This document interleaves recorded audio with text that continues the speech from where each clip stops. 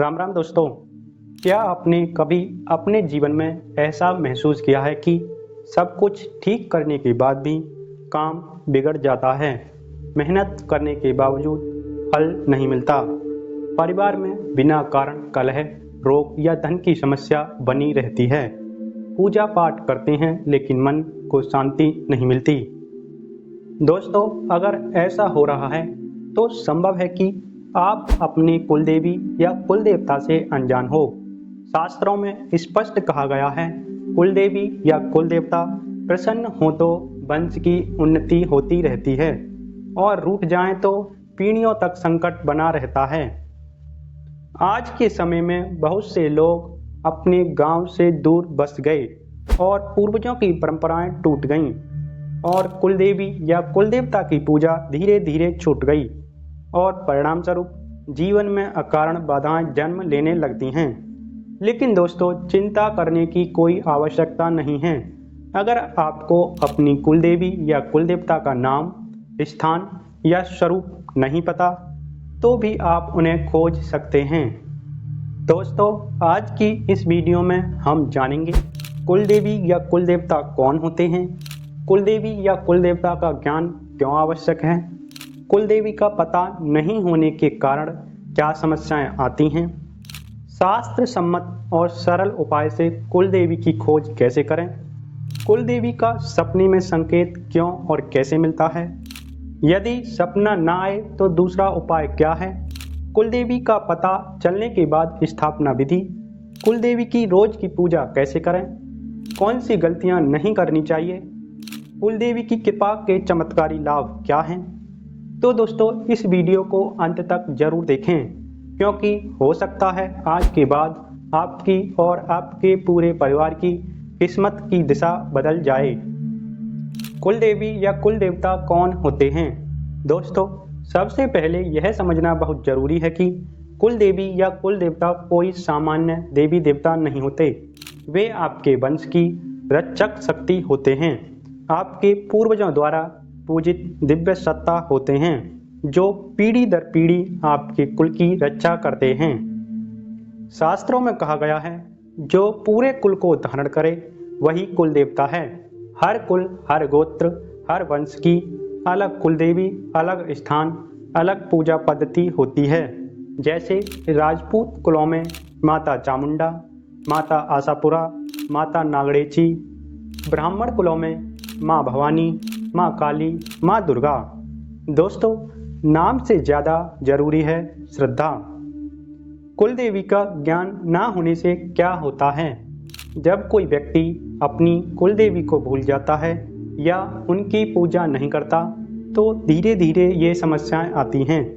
घर में बार बार बीमारी, संतान संबंधी समस्या, धन टिकता नहीं, विवाह में बाधा, मानसिक अशांति, पूजा पाठ में मन ना लगना।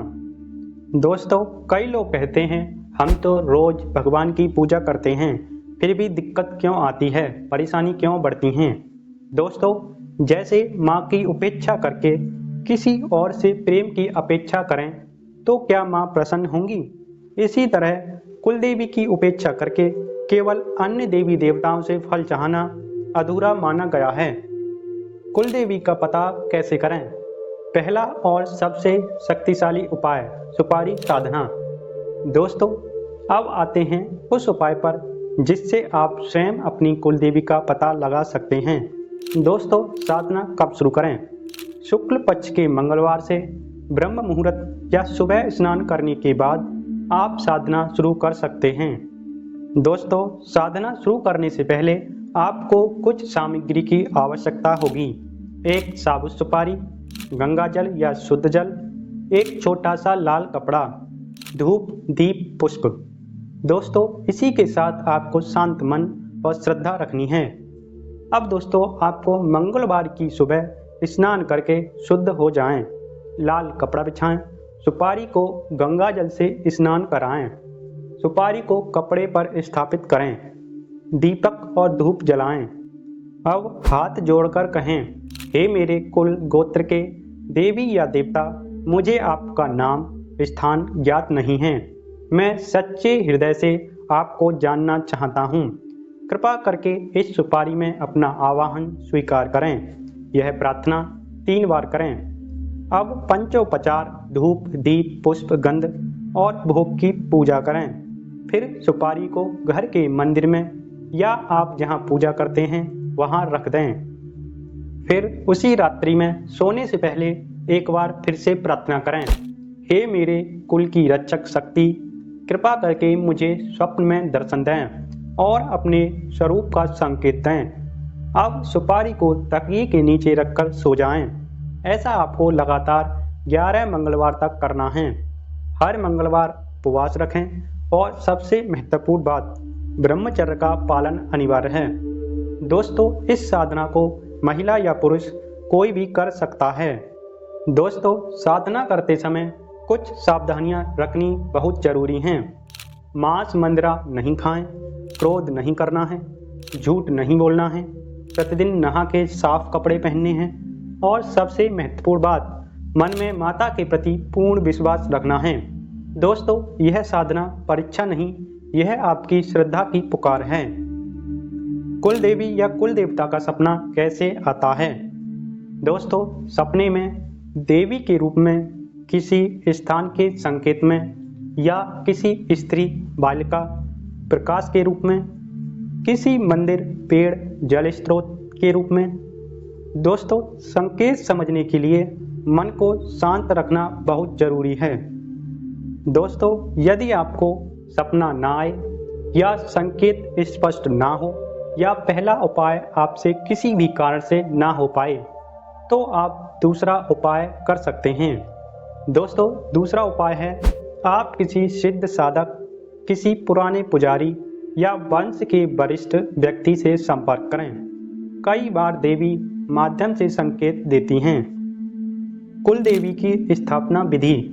दोस्तों, जब देवी का स्वरूप पता चल जाए तो आप अपनी कुल देवी की तस्वीर या मूर्ति लाएं। उसे स्नान करके मंदिर में स्थापित करें।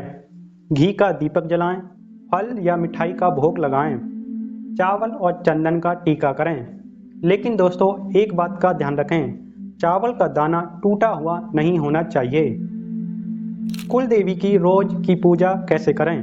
दोस्तों, जैसे अन्य देवी देवताओं की पूजा करते हैं उसी तरह सुबह और शाम दीपक जलाएं, मन से प्रार्थना करें, आरती करें।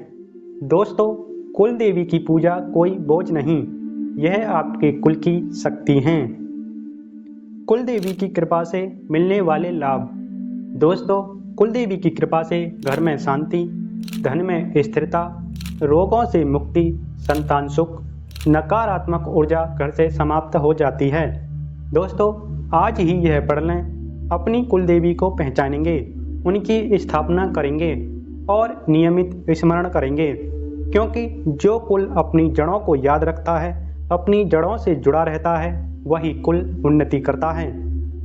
दोस्तों, अगर आपको ये वीडियो उपयोगी लगी हो तो वीडियो को लाइक, शेयर और चैनल को सब्सक्राइब करना ना भूलें। मिलते हैं एक नई वीडियो में एक नई जानकारी के साथ। राम राम।